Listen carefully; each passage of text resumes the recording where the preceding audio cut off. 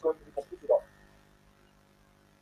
But if I shoot at an ISO higher, let's say 800 or 1500, the film or the negative or the camera sensor is a lot more sensitive to light. Sensitivity basically means the following. It means that it doesn't need a lot of time to capture that amount of light. It's a lot more sensitive to the light outside. So the more the sensitivity, the less time it needs to absorb the light. The lower the sensitivity, the more time it needs to absorb the light. Now the question would be, why would I not want to use something that is as sensitive as possible, the highest sensitivity possible? Why would I bother with something that is not sensitive at all? Well, there is another compromise that sensitivity that ISO creates. The higher the ISO, or the more sensitive the camera, the sensitivity, like the more noise and grain you're going to get in your image. So if you guys look at the image on the right that says ISO 6400, you can see the figures in, but as you can see, there's a lot of dots and a lot of noise around the image. But if you look at the one on the left, the ISO 100, you can see the figures, but there is no noise around it, no white noise. Now, noise is something that is a byproduct of the high ISO, and it is unfortunate. It depends on the camera. Some cameras are a lot better than others. Some cameras can go to really high ISO without showing a lot of noise. Cheaper cameras, unfortunately, the higher the ISO, the more noise you can. So you will have to, as a filmmaker, you have to compromise. What do I need to do with my image? Am I shooting in low light? Am I shooting at night? I really can't shoot with a low ISO because the image is going to be very dark. So what does this mean? Well, I'm going to have to raise my ISO to be able to capture as much light as I can. How high can I go without making noise? And you will have to compromise using your mobile phone. It's going to say, you're going to try, let's say, 800, and it's going to look okay. Then you're going to try 1600, and it's going to look a little bit too noisy for you, and you're going to say, no, this is too noisy. I'll show this on a large screen. If I show this on a laptop screen or a TV, it's going to be very noisy. It's going to be very distracting. So you're going to have to find some compromise that's going to give you enough light without compromising the quality of it. And again, to the previous question, is this something you can control? Definitely. So with the right software on your mobile phone, you can control the ISO. Of course, you don't have all the range that a professional camera will have. It's going to be limited, but it's going to give you some control. Any questions?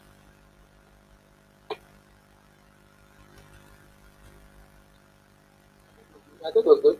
All right. Okay, I'm going to go to what is called an. Thank you. Now, the reason why exposure is called an exposure triangle is because every TV change affects the other. So, let's say you're in a situation where there's not a lot of light. You're shooting at night. And you don't really want it, and you want to be showing a lot of details in the background. You want to be showing your subject, and your subject is sitting in front of a wall, and you also want to show the painting behind the subject. And as a result, you're going to say, okay, my aperture has to be wide. Has to be small, which means I have to close the opening in the lens to make sure that everything that is behind and in front of the subject is still clear. It's not good. Now, as soon as you do that, let's go back to aperture. As soon as you do that, as soon as you close the aperture, let's say we're using f11, f8, you've closed down the aperture, which means the background is not blurry, but it also means that you're allowing very little light through into the camera. But since you're shooting at night, there's not enough light coming in now. So what do you do? You look at the other two controls and figure out which one you need to change to give you enough light. So you look at the ISO and say, all right, I have to shoot at, let's say, aperture f8, which is not giving me enough light, but it's making my subject look clear and the background looking clear. But I don't have enough light, so I have to go up with my ISO. Let's say 800, let's say 1600. Oh, wait a minute, 1600 is too blurry. I really can't go up to 1600. Sorry, it's too noisy. It looks really grainy. It looks very disturbing to the eye. So I cannot go above 800. So I'm limited to ISO 800, and I want to go to aperture f08. All right, I've got only one thing left to change, which is the shutter speed. What do I do with my shutter speed? Well, if I go with a very fast shutter, it's not going to give me very little light because it's opens and closes very quickly. But if I go with a slow shutter, it's going to give me more light.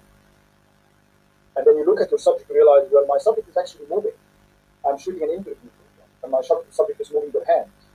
If I go with a slow shutter, the image is going to look very blurry. Their hands are going to look like it's like a surreal painting.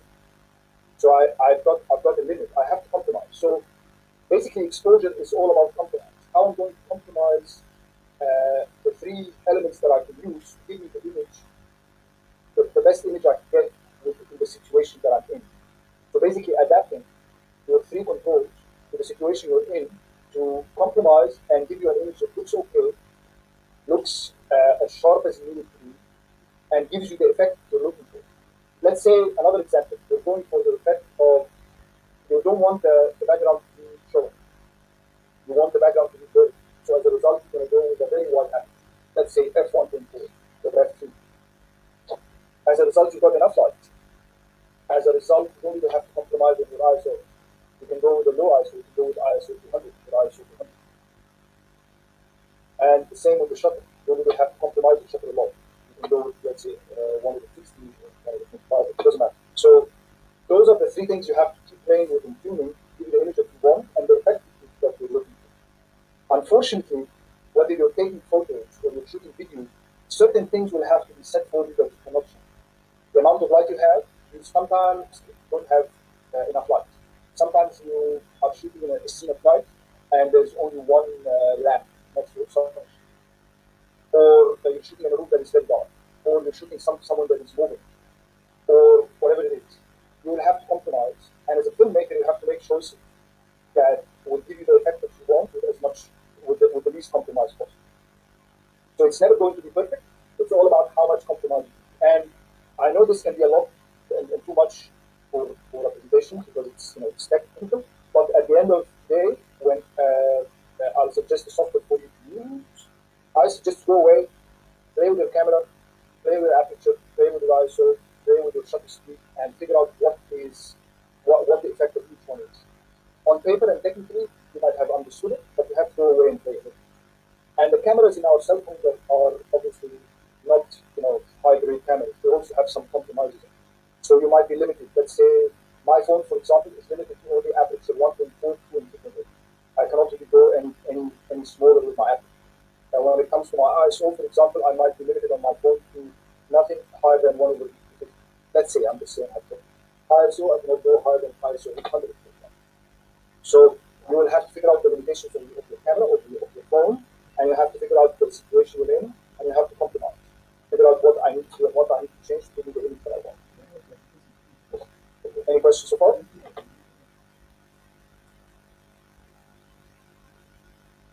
All right.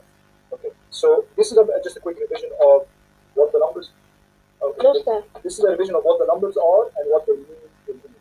So this is this. Hi, Ahmed. I think someone has a question. I think someone has a question. Yes, sure. So go ahead.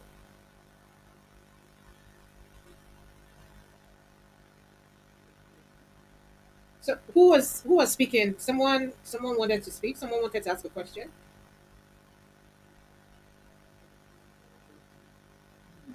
Okay, Ahmed, I think you can All continue. right. Okay, thank you. So, for example, if you look at shutter, this is going all the way from 1 second to 1/1000.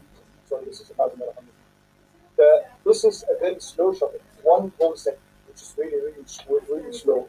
1/500 or 1/1000 is very fast. And the slower the shutter, the more light is going to get in. The faster the shutter, the less light is going to get. And everything else is on that scale. The same with aperture. Aperture of 1 means that the opening of that lens is as wide as possible, which means you're getting a lot of light. 1/8 or 1/11 or 1/16 or 1/32, whatever the number is, means that your aperture is getting smaller and smaller and smaller, which means less and less light. Is someone speaking? I can hear it. Please turn off your camera. Turn off your mic, please. Thank you. Right. The same with ISO. The lower the number, the less sensitive the camera is to light, the darker the image is going to be. The higher the number, the more sensitive the light is.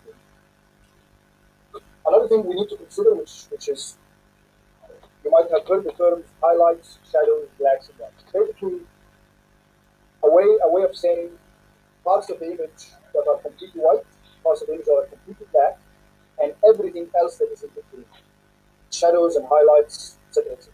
The reason why I'm bringing this up is important. If we go back to the first example I started with at the very beginning of this last part, if you look at the image on the far right, there are parts of the image that are completely white, completely white. Now, you might think, well, it doesn't really matter. I take that white image, put it in my software, and I'm going to darken it a bit, and I'm going to get some of the details back. So the bit that is white is going to go back to being, slightly darker, and it's going to look like the way it should be. The problem with cameras is when you go above a certain point of brightness and or below a certain point of darkness, the details are gone. Your camera really can't capture any of those details. It's gone. No matter how much you do in your photo editing software or video editing software, this part of the image is going to remain white or going to remain black. There's no way you can recover it. That's why it is something important to play with, to figure out when you're looking at an image and when you're taking a video, what is too bright and what is too dark. Because anything that is too bright is going to remain too bright no matter what you do with it, and anything that is too dark is going to also remain dark. You cannot recover that no matter what you do in your software. Okay, is that clear? Yeah, that's clear. Right, I'm going to jump to. Yes, Right, sir. thank you. Well, I'm going to jump to, I think, got one last concept to cover in exposure, and then I'm going to give us some time to do some Q&A. One, what are frames per second? So I've covered exposure, and exposure basically is the same for photography, and it's the same for shooting film, for photography. Now, the main difference between photo and video is that the video is basically a series of images played in sequence fast enough for our brain to think we're watching something moving. So basically, when you're watching a film, a typical film, if you're watching a movie for Tarantino, for example, you've got multiple frames per second, and this is something you need to take into consideration. So let's take an example of what it looks like to shoot at 24, 30, 60, or 12. What does that mean? So this slide is basically 1 second. This is the duration of 1 second. The same duration doesn't change. Exact second on the clock. You can take 12 frames, or you can take 24, 30, or 60. Now, if you're playing back 24 frames per second to the audience, the question is, why am I taking 36 frames per second? Well, why am I taking more frames than I need to? Now, this has a lot of other applications, mainly playing things back in slow motion. If you take a lot more frames per second than you need, and you play it back, let's say if you shoot a movie in 60 frames per second, and then play it back in 24, those 60 frames are split on multiple seconds. It means the motion is going to look like it's in slow motion.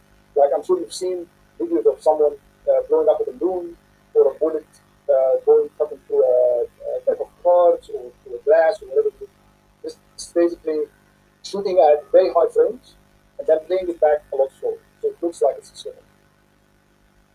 If you're shooting video, your shutter speed has to be twice your frame rate.